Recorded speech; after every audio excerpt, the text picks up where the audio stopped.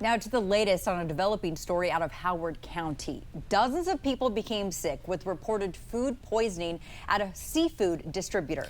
The situation reached the point where the hospital was put on mini disaster alert. 7 News Maryland Bureau Chief Brad Bell joins us live with what we're learning about the investigation. Brad? Yeah, well, first off, if you're not familiar with this area, Jessup is food warehouses, central, really. All of the food supply for our region, a lot of it passes through these various warehouses here. And this is a very large seafood distributor. But what we've learned is this outbreak really has nothing to do with the products or the work or any of the seafood that comes through this facility. I just a few moments ago came off a Zoom with the state health department, and they're telling me that there is absolutely no risk to the public. What happened here looks like is some bad food was brought in by somebody from home.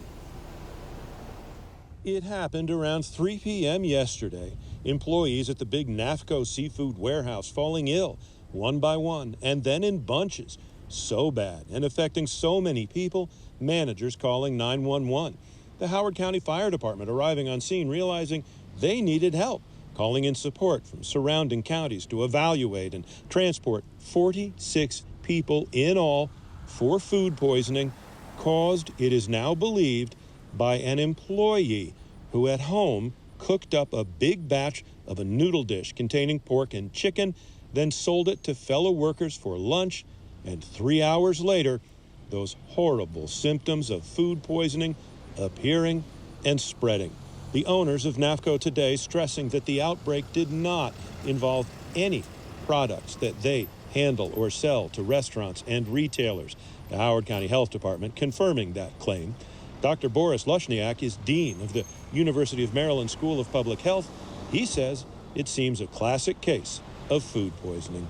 If you look at this idea of food, foodborne illnesses, they are amongst the most common things that CDC, for example, investigates, right? I think the latest numbers I saw was 48 million people a year in the United States get some sort of food poisoning, right?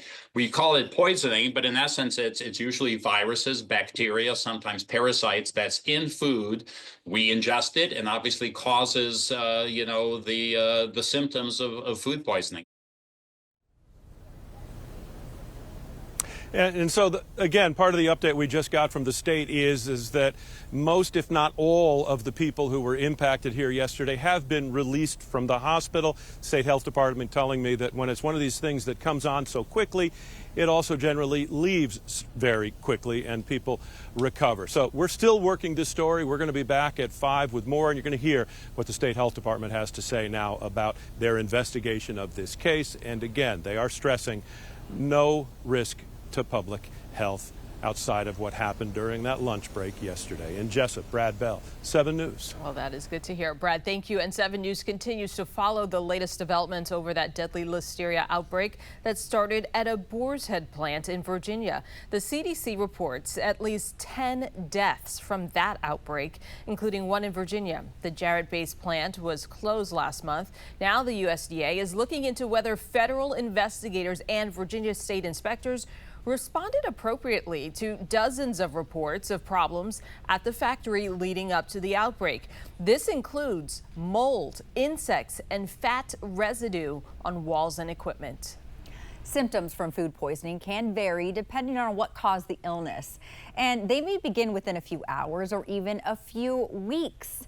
Keep in mind, there are several different factors that can lead food to be contaminated. For starters, make sure your hands are thoroughly washed before handling food. Also, disinfect cooking and eating areas. Unwashed utensils and cutting boards spread contaminants. And store your food properly. Food left out or even refrigerated for too long can cause the food to spoil. I've posted a short video on my social pages sharing the proper cooking temperatures for everything from steak, seafood, even leftovers. You can share and save for the next time you're preparing a meal.